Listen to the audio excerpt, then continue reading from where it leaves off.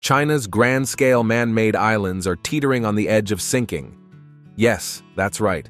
These monumental human creations now face an unforeseen and alarming fate. In this video, we'll uncover the gripping story behind their creation and why these islands are soon about to sink. So stick around for some startling truths that could forever transform their future. The South China Sea has fascinated world powers for decades because of its geopolitical complexity, economic importance, and strategic relevance. It is more than just a pretty stretch of water. Spanning an area of around 3.5 million square kilometers, this sea region hosts a wealth of natural resources, including vast oil and natural gas reserves beneath its seabed. These resources are estimated to be worth trillions of dollars, making them highly coveted assets in the modern world.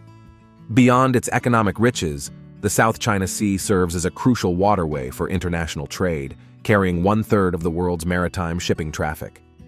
Every year, over $3 trillion worth of goods traverses these waters, making it a vital artery for global commerce. Its strategic importance cannot be overstated, considering the sheer volume of trade and the impact any disruption could have on the global economy.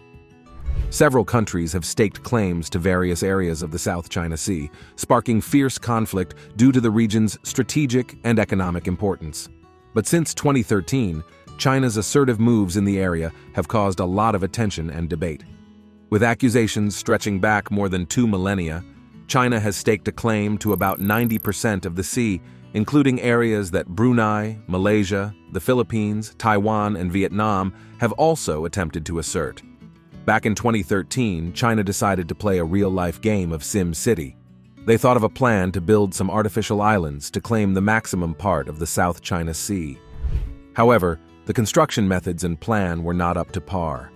These islands, built on reefs and rocks, cover a significant area, approximately 13 square kilometers.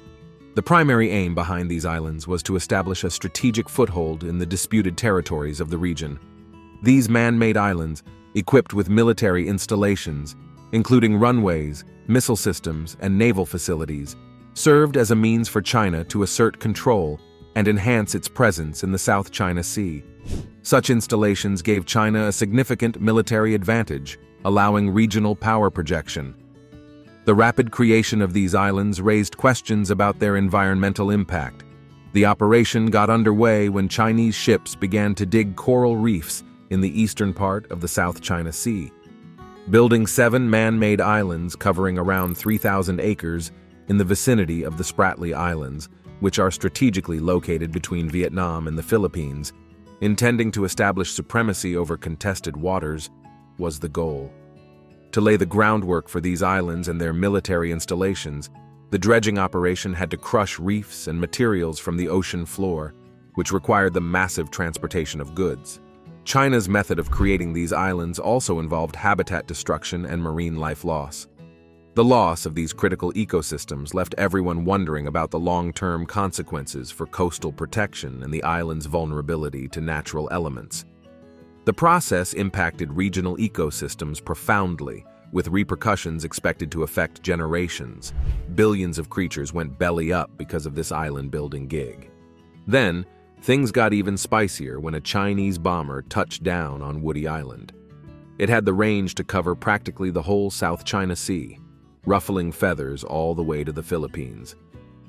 China deployed some heavy artillery on Woody Island, trying to defend its actions by calling it self-defense.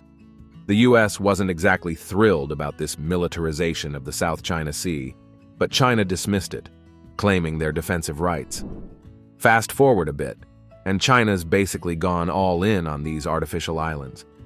They've got fancy radar setups, big guns, and runways rivaling any major airport.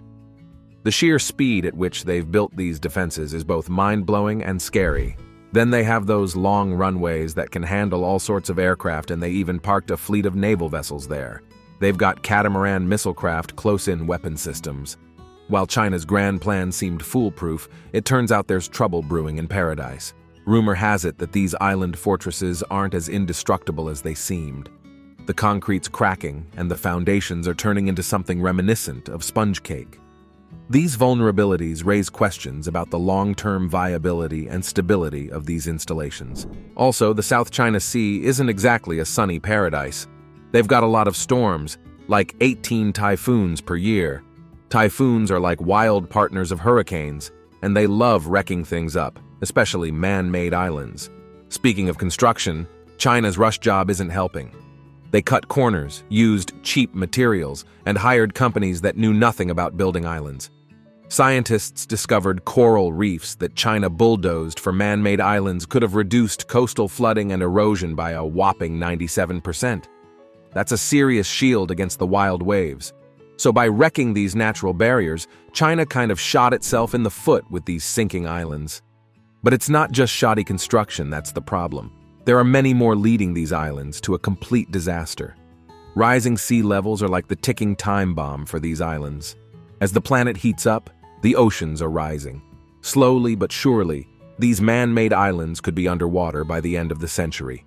Rainfall that could fill up a swimming pool in minutes, towering waves taller and taller, is also a recipe for disaster, especially now that the natural reefs that used to provide protection are mostly gone.